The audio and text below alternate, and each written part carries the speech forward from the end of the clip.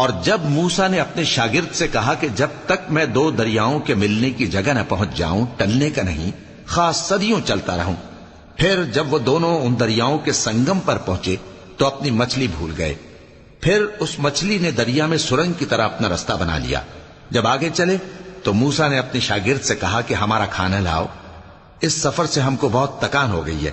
اس نے کہا کہ بھلا آپ نے دیکھا کہ جب ہم نے اس چٹان کے پاس آرام کیا تھا تو میں مچھلی وہیں بھول گیا، اور مجھے آپ سے اس کا ذکر کرنا شیطان نے بھلا دیا، اور اس مچھلی نے عجیب طرح سے دریا میں اپنا رستہ بنایا۔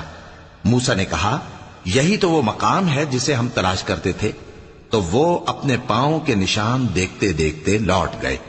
وہاں انہوں نے ہمارے بندوں میں سے ایک بندہ دیکھا جس کو ہم نے اپنے ہاں سے رحمت خاص سے نوازا تھا اور اپنے پاس سے ایک خاص علم بخشا تھا۔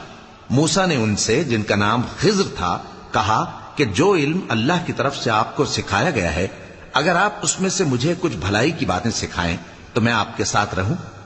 خضر نے کہا کہ تم میرے ساتھ رہ کر صبر نہیں کر سکو گے، اور جس بات کی تمہیں خبر ہی نہیں اس پر صبر کر بھی کیسے سکتے ہو؟ موسیٰ نے کہا اللہ نے چاہا تو آپ مجھے صابر پائیے گا، اور میں آپ کے ارشاد کے خلاف نہیں کروں گا۔ خضر نے کہا اگر تم میرے ساتھ رہنا چاہو تو شرط یہ ہے مجھ سے کوئی بات نہ پوچھنا جب تک میں خود اس کا ذکر تم سے نہ کروں۔ تو دونوں چل پڑے، یہاں تک کہ جب کشتی میں سوار ہوئے تو خضر نے کشتی کو پھاڑ ڈالا۔ موسیٰ نے کہا کیا آپ نے اس کو اس لیے پھاڑا ہے کہ سواروں کو غرق کر دیں؟ یہ تو آپ نے بڑی عجیب بات کی۔ خضر نے کہا کیا میں نے نہیں کہا تھا کہ تم میرے ساتھ صبر نہ کر سکو گے؟ موسیٰ نے کہا کہ جو بھول مجھ سے ہوئی اس پر مواخذہ نہ کیجیے اور میرے معاملے میں مجھ پر مشکل نہ ڈالیے۔ پھر دونوں چلے، یہاں تک کہ رستے میں ایک لڑکا ملا تو خضر نے اسے مار ڈالا۔ موسیٰ نے کہا کہ آپ نے ایک بے گناہ شخص کو ناحق بغیر قصاص کے مار ڈالا، یہ تو آپ نے بری بات کی۔ خضر نے کہا کیا میں نے نہیں کہا تھا کہ تم سے میرے ساتھ صبر نہیں ہو سکے گا؟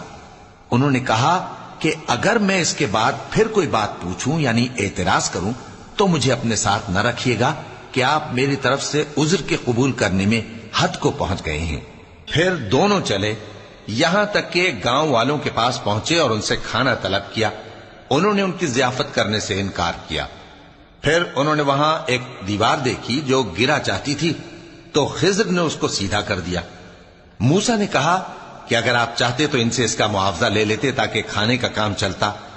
خضر نے کہا کہ اب مجھ میں اور تم میں علیحدگی، مگر جن باتوں پر تم صبر نہ کر سکے میں ان کا تمہیں بھید بتائے دیتا ہوں کہ وہ جو کشتی تھی غریب لوگوں کی تھی جو دریا میں محنت کر کے یعنی کشتیاں چلا کر گزارا کرتے تھے، اور ان کے سامنے کی طرف ایک بادشاہ تھا جو ہر اچھی کشتی کو زبردستی چھین لیتا تھا۔ تو میں نے چاہا کہ اسے عیبدار کر دوں تاکہ وہ اسے غصب نہ کر سکے، اور وہ جو لڑکا تھا اس کے ماں باپ دونوں مومن تھے۔ ہمیں اندیشہ ہوا کہ وہ بڑا ہو کر بد کردار ہوگا تو کہیں ان کو سرکشی اور کفر میں نہ پھنسا دے، تو ہم نے چاہا کہ ان کا پروردگار اس کی جگہ ان کو اور بچہ عطا فرمائے جو اخلاقی پاکیزگی میں بہتر اور محبت میں زیادہ قریب ہو۔ اور وہ جو دیوار تھی سو 2 یتیم لڑکوں کی تھی جو شہر میں رہتے تھے، اور اس کے نیچے ان کا خزانہ دفن تھا، اور ان کا باپ ایک نیک آدمی تھا۔ تو تمہارے پروردگار نے چاہا کہ وہ اپنی جوانی کو پہنچ جائیں اور پھر اپنا خزانہ نکالیں۔ یہ تمہارے پروردگار کی مہربانی ہے، اور یہ کام میں نے اپنی طرف سے نہیں کیے، یہ ان باتوں کی حقیقت ہے جن پر تم صبر نہ کر سکے۔